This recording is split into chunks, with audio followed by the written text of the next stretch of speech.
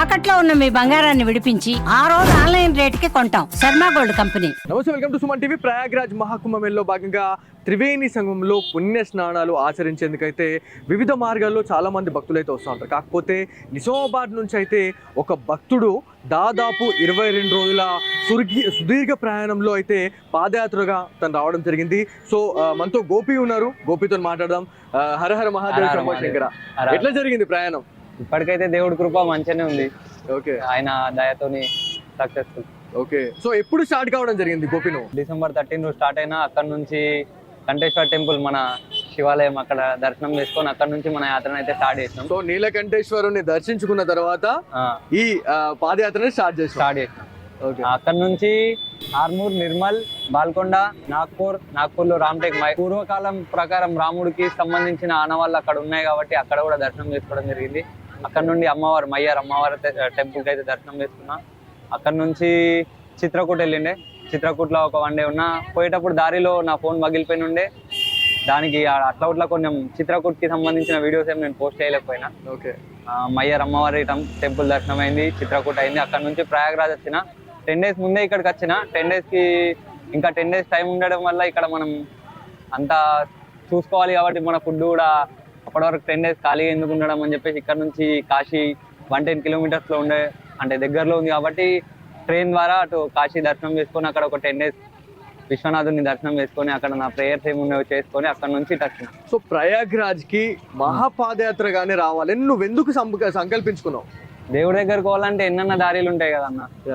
ఇప్పుడు మనం పోయే దారి మనం పర్ఫెక్ట్ ఆలోచించుకొని ధర్మ మార్గంలో ఉన్నామా లేదా అని ఒకటి చూసుకొని దాని ప్రకారం స్టార్ట్ చేసిన. నేను ఆల్రెడీ నేపాల్ వెళ్ళిన బైక్ పైన, 2-wheeler బజాజ్ 110cc ప్లాటినా పైన నేపాల్ వెళ్ళిన. బద్రీనాథ్, కేదార్నాథ్, అటు ఉత్తరాఖండ్ కవర్ చేసినాం. కింద తమిళనాడు వెళ్ళినాం, అరుణాచలం వరకు బైక్ పైన వెళ్ళడం జరిగింది. ట్రైన్లో జర్నీ చేయడం జరిగింది. 1 year లో 2 times, సెకండ్ టైం కాశీ రావడం జరిగింది.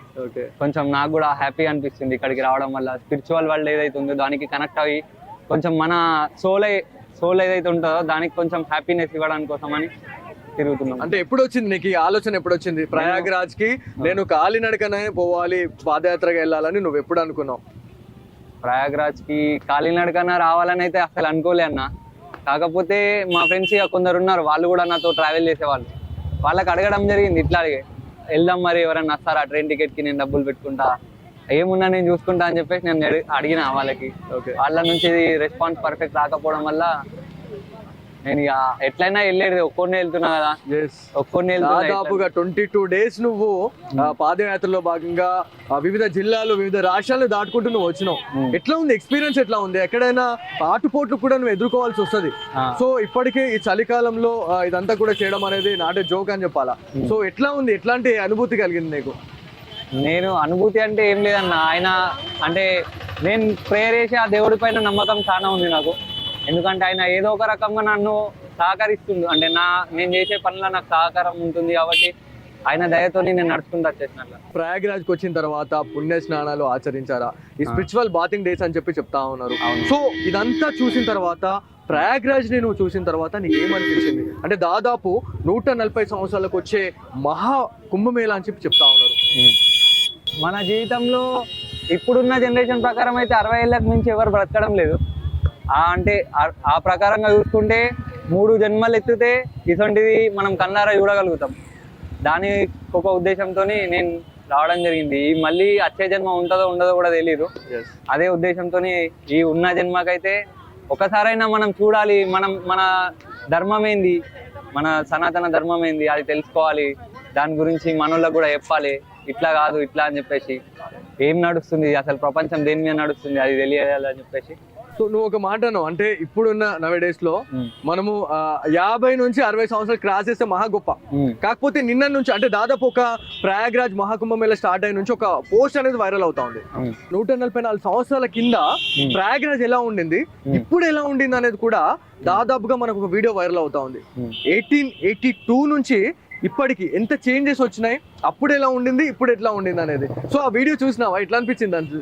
ఆ వీడియో అయితే నేను చూడలే, కానీ లాస్ట్ 1.5 year కింద నేను ఇదే ప్రయాగ్రాజ్ లో ప్రభు దర్శనం చేసుకున్నా. లేటేవో హనుమాన్ మందిర్ కి నేను మా ఫ్రెండ్ ఇద్దరం బైక్ పైన ఇక్కడ నుంచే నేపాల్ వెళ్ళిండే, ఇక్కడ దర్శనం చేసుకున్నా. 1.5 year కింద చూసిన ప్రయాగ్రాజ్ కి ఇప్పటి ప్రయాగ్రాజ్ కి చాలా డిఫరెంట్ ఉందన్న. ఎవరు అనుకోని విధంగా ఇంత మంచి ఏర్పాట్లు చేసినారు. భక్తుల సౌకర్యార్థం ఒక సిటీనే నిర్మించారండి. దాదాపు 1,50,000 గుడిరాలను ఒక సిటీగా నిర్మించేశారు అంటే ఒకసారి అర్థం చేసుకోండి. అంటే ఎంత మంచి ఫెసిలిటీస్ ఏర్పాటు చేశారు. అంటే దీని గురించి ఏం చెప్తారు యోగి సర్కార్ గురించి, యోగి గారి గురించి? ఆయన గురించి అంటే అంత పెద్దవాళ్ళ గురించి మనం మాట్లాడుకోలేము ఏమన్నా, ఎందుకంటే వాళ్ళు మన వంటి వాళ్ళని చాలా మందిని చూసి ఈడి వరకు అంటే అంత పైకి వచ్చిన వాళ్ళ గురించి మనం ఎక్కువ అంటే ఏం మాట్లాడుకోదలుచుకోలేం. కాకపోతే ఒకటి చెప్పగలుగుతా, వాళ్ళు ఉన్నంత వరకు మన భారతదేశానికి అయితే ఏ హాని ఉండదని చెప్పేసి 100% నమ్ముతాను. సో ఈ వీడియో చూసిన తర్వాత తెలుగు రాష్ట్రాల ప్రజలు వాళ్ళు కూడా అనుకుంటారు. సో ఇంకా 45 days లో దాదాపు మనకు ఒక 7 days అయితే అయిపోయింది.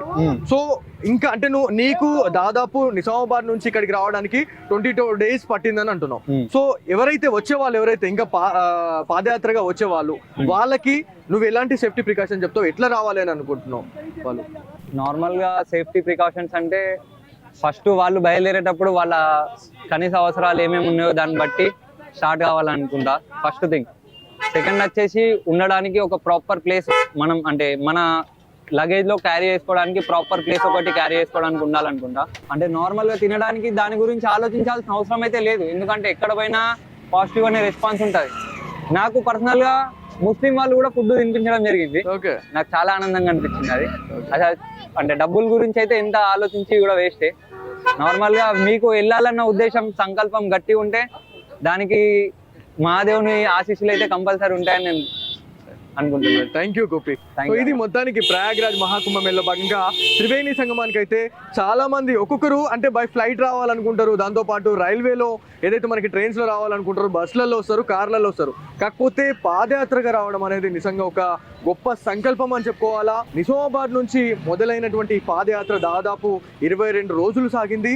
దాదాపుగా మనకి 1200 కిలోమీటర్లు అయితే ఈ పాదయాత్ర జరిగిందని చెప్పేసి మనకి నిజామాబాద్ కి సంబంధించినటువంటి గోపి అయితే చెప్పడం జరుగుతా ఉంది. సో ఇది వరటి Suman TV special story. Camera person Sai కృష్ణతో బాలు, సుమన్ టీవీ, ప్రయాగ్రాజ్ నుంచి.